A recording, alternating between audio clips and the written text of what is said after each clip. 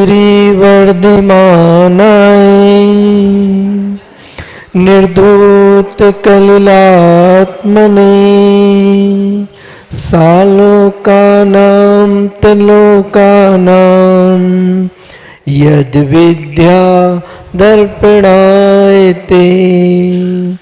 जय बोलो देवादिदेव आदिनाथ भगवान ने की।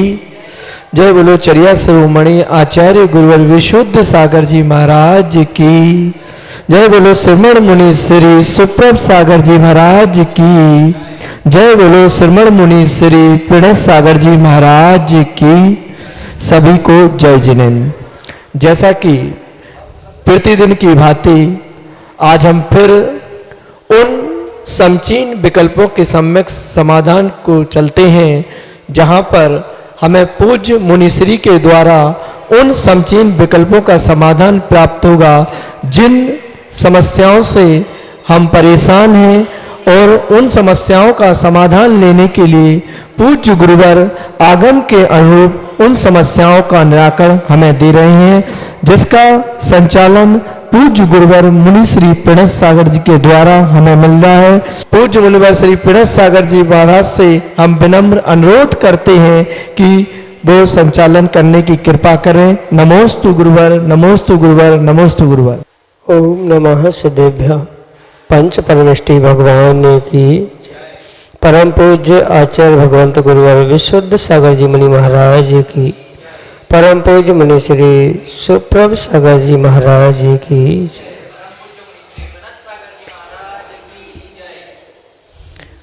भौतिकता की आपाधापी में जहाँ आज का व्यक्ति मात्र एक अंधी दौड़ दौड़ रहा है और हे उपाधि के विवेक से शून्य होकर मात्र दौड़ता जा रहा है, दौड़ता जा रहा है। ऐसे समय में उस संसारी व्यक्ति के मन में अनेकानेक प्रश्न विकल्प प्रतिपल उत्पन्न होते रहते हैं, लेकिन उन विकल्पों का वह समाधान प्राप्त नहीं कर पाता, उन विकल्पों का समाधान नहीं खोज पाता, क्योंकि विकल्प अवश्य किसी व्यक्ति के मन में उत्पन्न हुए हैं, लेकिन उनका सम्यक समाधान तो एक निर्ग्रंथ गुरु के माध्यम से ही प्राप्त हो सकता है।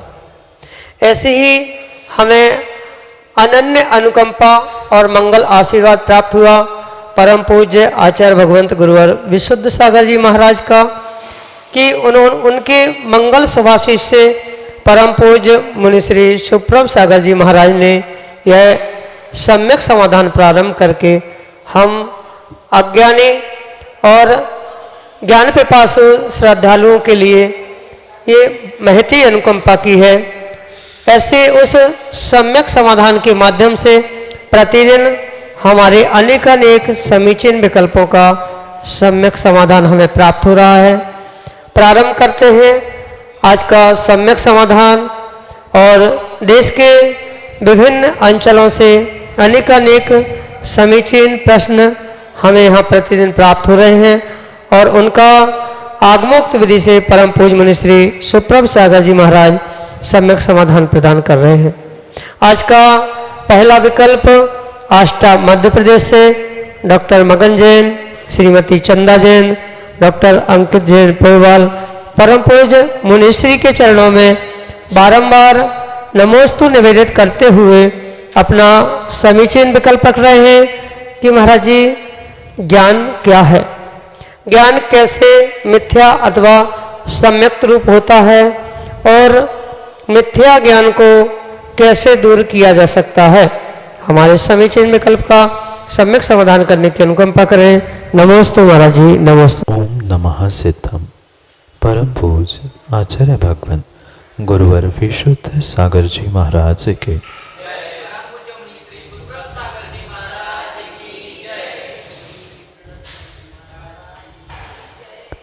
गम गच्छ इस धातु से ज्ञान शब्द की उत्पत्ति हुई, जिसका अर्थ जानना होता है। वह ज्ञान होता है, या जिस साधन से आत्मा अपने जानने देखने की क्रिया करती है, सामान्य रूप से उसे ही ज्ञान शब्द से प्रतिपादित किया। और वह आत्मा का एकमेव उपयोग रूपी स्वरूप होने से आत्मा का और ज्ञान का अविनाभावी संबंध हुआ करता है। हम ज्ञान को इस प्रकार से भी समझ सकते हैं, जो आत्मा का अविनाभावी संबंध है उसको ही हम ज्ञान कह सकते हैं, या जो जीव द्रव्य की जानने देखने की क्रिया के लिए जो कार्यकारी वस्तु है उसको भी ज्ञान कहा जा सकता है।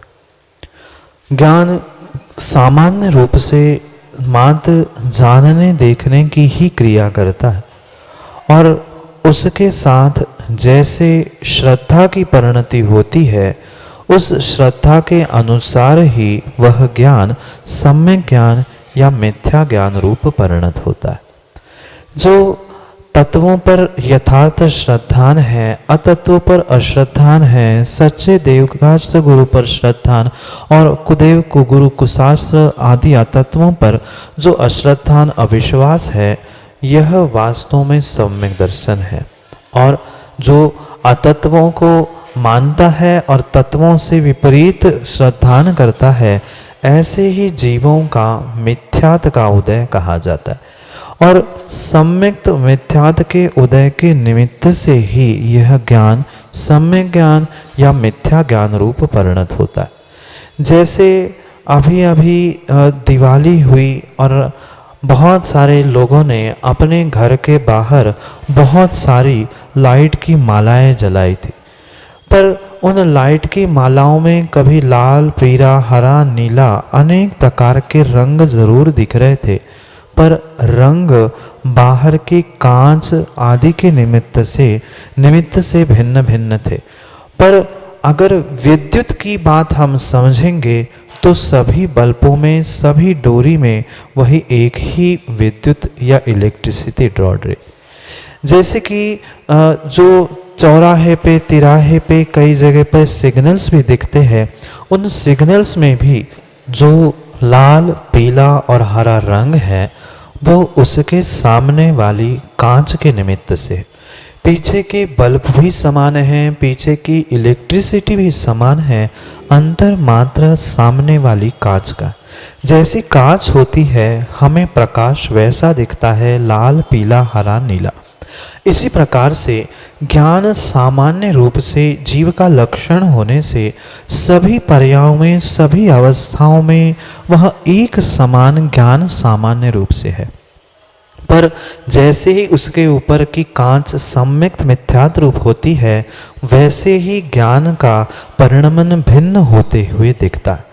जो सत असत का विवेक खोकर तत्व अतत्व का बोध नहीं रखता है और अन्यथा प्रवृत्ति तत्व और जिनवाणी के विपरीत करता है, वह मिथ्या ज्ञान हुआ करता है। क्योंकि मिथ्यात्व के तीव्र उदय का आवरण जिस ज्ञान पर छा जाता है, वह सामान्य ज्ञान ही मिथ्या ज्ञान हो जाता है।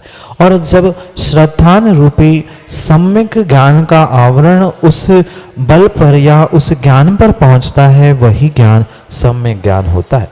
सम्यक ज्ञान, मिथ्या ज्ञान कोई भिन्न भिन्न ज्ञान या भिन्न भिन्न पर्याय नहीं है, अपितु जो जीव का ज्ञानोपयोग चल रहा था, उस ज्ञानोपयोग में जैसा प्रत्यय होगा सम्यक का या मिथ्यात्व का, श्रद्धान का, अश्रद्धान का, तद अनुसार ही जो जीव का ज्ञान होता है उसे सम्यक ज्ञान या मिथ्या ज्ञान कहा जाता है। श्रद्धान से युक्त होकर तत्वों का निर्णय, तत्वों का ज्ञान है वह सम्यक ज्ञान है, और उससे विपरीत जो अतत्वों पर श्रद्धान है या तत्वों से विपरीत परिणति है, वही वास्तव में मिथ्या ज्ञान है। यही आपके लिए सम्यक समाधान है। अगला विकल्प ललितपुर उत्तर प्रदेश से श्रीमती प्रीति जैन मोदी परम पूज्य मुनिश्री के चरणों में बारंबार नमोस्तु निवेदित करते हुए अपना समीचीन विकल्प रख रहे हैं कि महाराज जी, लब्धियाँ कितनी होती हैं और इनमें से सम्यक दर्शन प्राप्त करने के लिए कौन सी लब्धि प्रमुख है। हमारे समीचीन विकल्प का सम्यक समाधान करने की अनुकंपा करें। नमोस्तु महाराज जी, नमोस्तु। लब्धनम लब्धि। आगम में लब्धि की परिभाषा करते हुए आचार्य भगवान कहते हैं प्राप्त करना, इसका ही अर्थ लब्धि है, जिसे संस्कृत भाषा में उन्होंने लब्धनम लब्धि ऐसा कह दिया। लब्धि के भी आचार्य भगवान बहुत सारे भेद करते हैं। जो दानादि के निमित्त से क्षायिक क्षमिक भावों में 5 लब्धियों की व्याख्या है, दान, लाभ, भोग, उपभोग और वीर्य। ये दानादि 5 लब्धियों में यानी क्षायिक या क्षमिक भावों के निमित्त से भी लब्धियां है। पुनः 9 लब्धियों की केवली के विषय में भी जो व्याख्या आई है वह भी एक प्रकार की लब्धि है, जहाँ पर दान, लाभ, भोग, उपभोग, वीर्य के साथ साथ सम्यक दर्शन, ज्ञान और चारित्र, इन चारों को 5 के साथ जोड़कर 9 लब्धियों की व्याख्या भी की। ये 2 प्रकार की लब्धियां हुई, पर इसके हटकर आपका जो ये विकल्प है सम्यक के विषय में लब्धियों का, क्योंकि आपने लब्धि पहले पूछा है तो लब्धि 3 प्रकार की कही। उनमें से उपशम सम्यक के निमित्त से जो 5 लब्धियों का व्याख्यान किया है उसको हम यहाँ समझने का प्रयास करते, क्योंकि सबसे पहले जब भी सम्यक होगा तो उसे उपशम सम्यक पूर्वक ही अन्य सम्यक तक पहुंचना आवश्यक होगा। और उस उपशम सम्यक के संबंध में ही 5 लब्धियों की व्याख्या की। उसमें से क्षोपक्षम लब्धि, विशुद्धि लब्धि, देशना लब्धि, प्रायोग्य लब्धि और करण लब्धि, ये 5 प्रकार की लब्धियों की व्याख्या कही गई। जो प्रारंभ की 4 लब्धियां हैं, यानी क्षोक्षम लब्धि, विशुद्धि लब्धि, देशना लब्धि और प्रायोग्य लब्धि, ये 4 लब्धियां भव्य और अभव्य दोनों ही जीव प्राप्त कर सकते हैं, और मात्र भव्य जीव ही कर्ण लब्धि को प्राप्त करता है, जिस कर्ण लब्धि के द्वारा ही साक्षात सम्यक दर्शन की प्राप्ति हुआ करती है। जो कुछ कर्म प्रकृतियों का उदय, उन्हीं का सदावस्था रूप उपशम, उन्हीं का इन प्रकृतियों का जो क्षय क्षोभक्षम रूप परिणाम था, मिश्र अवस्था थी, ऐसे उन प्रकृतियों के निमित्त से होने वाले क्षयोक्षम को प्राप्त करना, उसका ही अर्थ क्षयोक्षम लब्धि है। जो क्षयोक्षमिक सम्यक आदि के निमित्त से हमने समझा था, उसे भी यहाँ भी ऐसा ही समझना होगा। सर्वघाती प्रकृतियों का क्षय, उन्हीं का सदावस्था रूप उपशम और उन्हीं की देशघाती प्रकृतियों का जो उदय चल रहा था, ऐसी मिश्र अवस्था को प्राप्त करना ये क्षयोक्षम लब्धि है।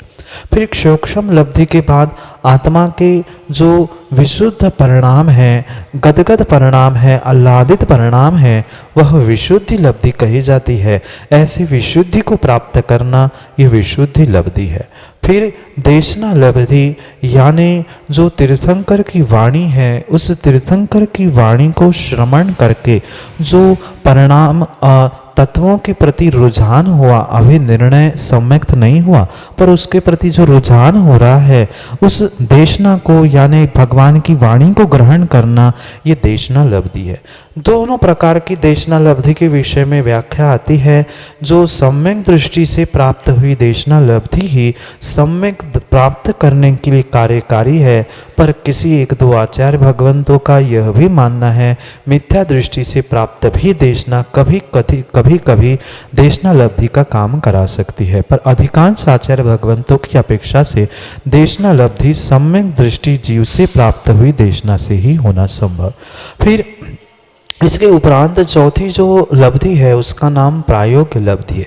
जो सभी कर्मों की उत्कृष्ट स्थिति और उत्कृष्ट अनुभाग था, उनका घात करते हुए यानी उनको कम करते हुए उनको अंतक कोड़ा कोड़ी स्थिति तक या उस तक प्राप्त कर देना, द्विस्थानीय उसका अनुशोधन करना, इसका नाम प्रायोग्य है। और इसको प्राप्त करना, इसको प्रायोग्य लब्धि कहा जाता है। और इस चारों लब्धि के उपरांत सबसे जरूरी अगर कोई लब्धि है तो वह है करण लब्धि, जहाँ पर जीव 3 करण परिणाम करता है। अपूर्व करण, अनिवृत्ति करण आदि 3 करण परिणामों के द्वारा जो मिथ्यात्व के 3 टुकड़े करने का काम करता है, यह करण लब्धि के द्वारा ही करता है। और इसी कारण से अगर साधकतम साधन की व्याख्या यानी अंतिम साधन की लब्धि की अगर व्याख्या करें तो ये करण लब्धि ही साधकतम साधन होने से उपशम सम्यक के लिए प्राप्त करने के लिए कारणभूत कही गई। पर सामान्य रूप से यह भी कहा गया है जीव क्षोक्षम लब्धि, विशुद्धि लब्धि यहाँ तक फिर भी कई बार पहुँचता है, पर देशना लब्धि उसने अगर नहीं प्राप्त की है तो आने वाली आगे की करण लब्धि को भी वो प्राप्त नहीं कर सकता। इसलिए करण लब्धि के कारणभूत देशना लब्धि होने से देशना लब्धि को भी अहमियत देते हुए किन्हीं आचार्य भगवंतों ने देशना लब्धि को ही सम्यक प्राप्त करने का मुख्य कारण कहा। पर देशना के प्राप्त होने के बाद यानी देशना लब्धि के प्राप्त होने के बाद भी अगर करण लब्धि नहीं की है, जीव अपूर्व करण, अनिवृत्ति करण, अधः करण रूप 3 परिणाम करके मिथ्यात्व के टुकड़े नहीं करता है, तब तक वह सम्यक को प्राप्त करने की शक्ति नहीं रखता। इसलिए करण लब्धि साधकतम साधन होने से वह परम आवश्यक है, पर करण लब्धि तक पहुंचने के लिए देशना आवश्यक है, क्योंकि जैसे सिद्धांत में के अपेक्षा से जो भी सम्यक दर्शन प्राप्त होता है वह कहीं ना कहीं पूर्व भव के निमित्त से वह अधिगमज ही होता है, भले इस पर्याय में वह निसर्गज क्यों ना हो। इस अपेक्षा से देशना लब्धि करण लब्धि के लिए सहायभूत कारणभूत होने से देशना लब्धि को भी उपशम सम्यक का साधन कहा है, और करण लब्धि ये तो साक्षात कारण है ही। इस प्रकार से इन लब्धियों के स्वरूप के विषय में और सम्यक प्राप्ति के लिए लब्धियों की अहमियतता को भी हमने संक्षेप से सम्यक समाधान से समझा। अगले विकल्प के लिए हमारे सामने है श्रीमती मीना जैन, ललितपुर उत्तर प्रदेश से, जो कि अपना समीचीन विकल्प परम पूज मुनि श्री के समक्ष रख रहे हैं। मुनि श्री सुप्रभ सागर जी महाराज जी की जय। मुनि श्री प्रभ सागर जी महाराज जी की जय। मुनि श्री नमोस्तु नमोस्तु नमोस्तु। महाराज जी, हमारा प्रश्न है संलेखना किसे कहते हैं और 12 वर्ष की संलेखना का क्या स्वरूप है? कृपया समीचीन समाधान करें। सत लेखना इन 2 शब्दों से बना हुआ संलेखना शब्द है। सत यानी अच्छे प्रकार से लेखन करना अपने मरण का, जीवन का, इसको संलेखना इन शब्दों से उद्घोषित किया गया। जो संलेखना हुआ करती है वह आगम के परिप्रेक्ष्य में 2 प्रकार की संलेखना आचार्य भगवान ने प्रतिपादित की, एक कषाय संलेखना और एक शरीर संलेखना। अपने भीतर के जो कषायिक परिणाम है यानी सामान्य रूप से क्रोध, मान, माया, लोभ या प्रत्याख्यान, अप्रत्याख्यान आदि जो भी कषाय का उदय चल रहा है, ऐसे उन कषाय के उदयों को यानी कषायों को सतलेखित करना, कम करना, कृश करना, ये कषाय संलेखना हुआ करती है। और धीरे धीरे अपने शरीर को भी कृश यानी कम करते जाना, उसकी ममत्व को, उसके जो भोगोभोग के साधन थे उन सभी में कम करते जाना, यह शरीर संलेखना कही गई। और इन दोनों के निमित्त से ही जो परिणामों की शांति और इस पर्याय का वियोग किया जाता है, मरण को प्राप्त किया जाता है, वह समाधि संलेखना मरण कहा जाता है। यह परम सत्य है, मात्र मरना समाधि मरण या संलेखना मरण नहीं है। उसके लिए विस्तार से आचार्य भगवंतों ने पूरी भूमिका सहित कथन किया गया है। जो 2 प्रकार की अभी संलेखना भी कही, उनमें भी सबसे पहले कषाय संलेखना धारण करनी होगी, यानी धीरे धीरे पहले कषायों को जीतना होगा, फिर कषायों को जीतने के बाद शरीर के हलन चलन, ममत्व, उसके भोग के साधन आदि को जीतना। ये जो शरीर संलेखना थी ये दूसरे नंबर की है। मात्र शरीर को सुखाने का नाम संलेखना नहीं है, पहले कषायों को सुखाना, फिर उसके बाद शरीर को सुखाते सुखाते अंतिम सांसों तक शरीर से कषायों से ममत्व छोड़ के हुए सहजता में आए हुए मरण को स्वीकार करना, इसका ही नाम समाधि संलेखना मरण है। और इसके विषय में जो 12 वर्ष की व्याख्या की गई है, वह 12 वर्ष का भी निर्णय स्पष्ट रूप से आचार्य भगवंत मरण कंडिका और भगवती आराधना मूलाचार आदि सभी ग्रंथों में प्रतिपादित करते हैं कि किसी निमित्त ज्ञानी चाहे कोई भी हो, उस विशेष निमित्त ज्ञानी से ज्ञात करके ही अपने आयु का उम्र का अंदाज करते हुए ही 12 वर्ष की समाधि संलेखना ग्रहण करनी चाहिए।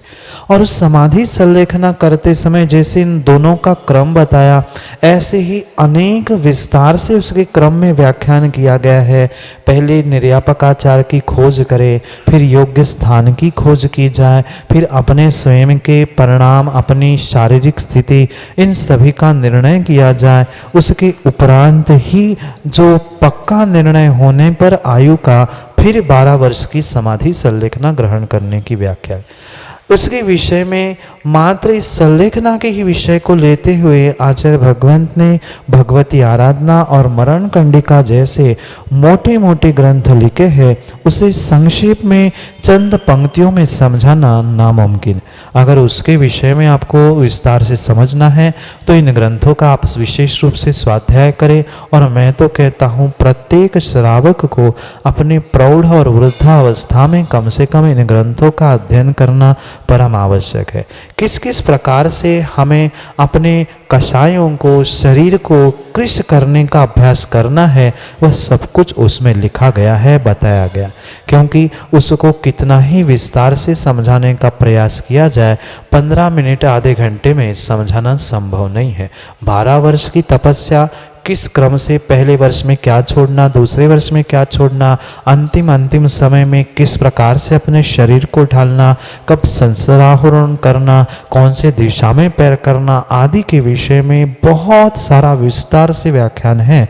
उसे संक्षेप में कहना संभव नहीं है, पर संक्षेप में इतना ही, जो 2 प्रकार की संलेखना है, एक कषाय को कृश करने वाली कषाय संलेखना और दूसरी शरीर को कृश करने वाली शरीर संलेखना, इन दोनों के माध्यम से क्रम से अपने आप को संभालते हुए आने वाले मृत्यु का जैसे है वैसा सामना करना, समता परिणामों के साथ मरण को प्राप्त करना, क्रम से यही वास्तव में उस संलेखना का व्याख्यान है। उसके लिए निर्यापकाचार और योग्य स्थान प्राप्त करना सबसे अहम होता है।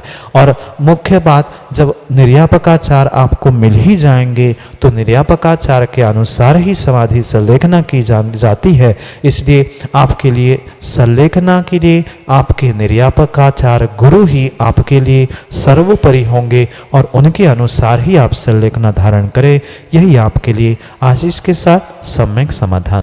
श्रीमती सुषमा जैन, डोंगरा, ललितपुर, उत्तर प्रदेश से हमारे सामने हैं, जो कि अपना समीचीन विकल्प परम पूज्य मुनिश्री के समक्ष रख रहे। श्री के चरणों में मेरा, मैं मेरे परिवार की ओर से बारंबार नमोस्तु नमोस्तु महाराज जी, नमोस्तु महाराज श्री। मेरे प्रश्न का समाधान करें। सप्तभंग की क्या होते हैं, स्यादवाद शैली को समझाइए महाराज जी, नमोस्तु महाराज जी, नमोस्तु नमोस्तु। अनेकांत, स्यादवाद और सप्तभंगी, ये हमारे जैन दर्शन का प्राण है। जैन दर्शन का कोई मुख्य सिद्धांत है, जैन धर्म नहीं, जैन दर्शन का कोई प्राण, कोई मुख्य सिद्धांत है तो यह स्यादवाद, अनेकांत और सप्तभंगी। जो वस्तु अनेक धर्मात्मक है, अनेक गुणों से युक्त है, उसमें से किसी एक का कथन करना, किसी एक की अपेक्षा से यह स्यादवाद कहा गया। और उस स्यादवाद का कथन करते हुए या स्यादवाद का व्याख्यान करते हुए जो अधिक से अधिक भंग या अधिक से अधिक भेद बनते हैं, उस वस्तु को समझने के लिए या वस्तु का प्रतिपादन करने के लिए जो अधिकतम भेद बनते हैं, उसको सप्तभंगी के रूप में आचार्य भगवान समझाते हैं। ग्रंथराज पंचास्तिका में कुंद स्वामी इसके विषय में 14 नंबर की गाथा देते हुए कहते हैं, सी अत्थिणत्थि ओह्यम अवत्तमम पुणोय तत्तिदयम दव्वम कुसत्त भंगम आदेश वसेण संभवति। तीर्थंकर भगवान के आदेश के अनुसार सी अत्थि नत्थि ओयम स्याद अस्ति स्याद नास्ति स्याद उभय स्याद अवक्तव्य स्याद अस्ति अवक्तव्य स्याद नास्ति अवक्तव्य और स्याद अस्ति नास्ति अवक्तव्य, ऐसे 7 भंग कहे। इससे अधिक भंग होते ही नहीं हैं, इसलिए उन्हें सप्तभंगी ऐसे कहा जाता है। और सप्तभंगी को भी समझने के लिए, क्योंकि जैन दर्शन का जो मूल सिद्धांत है उसे चंद मिनटों में समझना मुश्किल ही नहीं, मैं तो कहता हूँ नामुमकिन है। फिर भी गागर में सागर भरने का प्रयास चंद शब्दों में मैं कहता हूँ, स्याद अस्ति। प्रत्येक द्रव्य में जो अनंत धर्म है उनमें से एक मुख्य धर्म है अस्ति। जो अस्ति है, चाहे आप अस्ति, नित्य, एक, अनेक, ये सप्तभंग किसी भी विषय में लगा सकते हैं, पर यह विषय समझना इसलिए आवश्यक है कि स्याद है, स्याद नहीं है, स्याद है नहीं है और स्याद अवक्तव। जो वस्तु माना कि कोई है, वह माना कि कोई ये माइक, ये पुद्गल है, ये है पर नहीं है। क्यों नहीं है? ये माइक तो है पर ये ग्रंथ नहीं है। और ये स्याद माइक है, स्याद ग्रंथ नहीं है, दोनों है भी और नहीं भी, युगपत है। इसलिए तीसरा भंग बना स्याद अस्ति नस्ति, यानी स्याद माइक है, स्याद ग्रंथ नहीं है।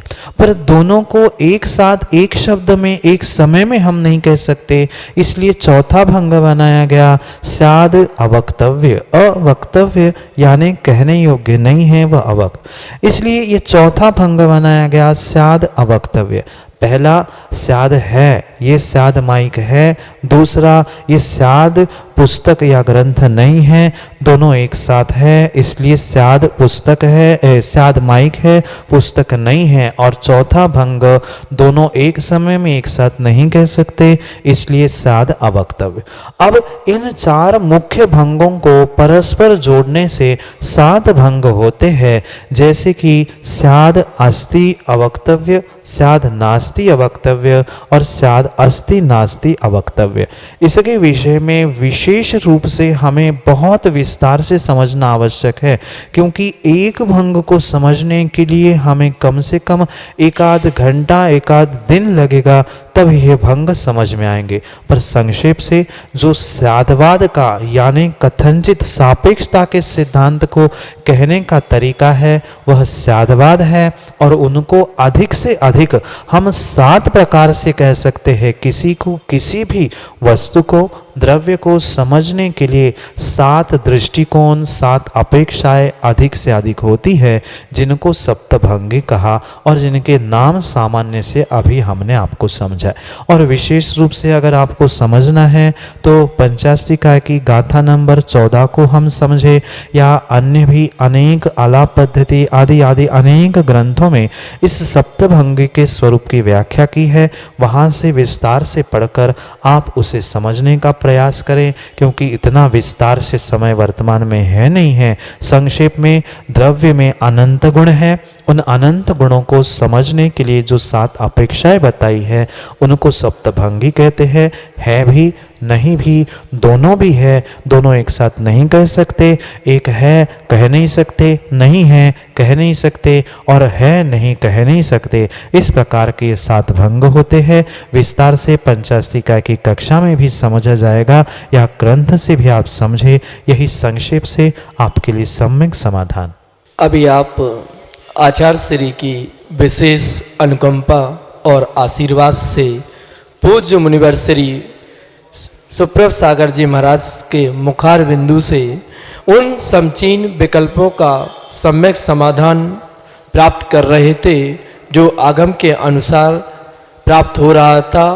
यदि आप भी अपने उन समचीन विकल्पों का सम्यक समाधान प्राप्त करना चाहते हैं तो YouTube चैनल पर सुप्रभ उवाच चैनल को सब्सक्राइब करें और अपने समचीन विकल्प को भेजें।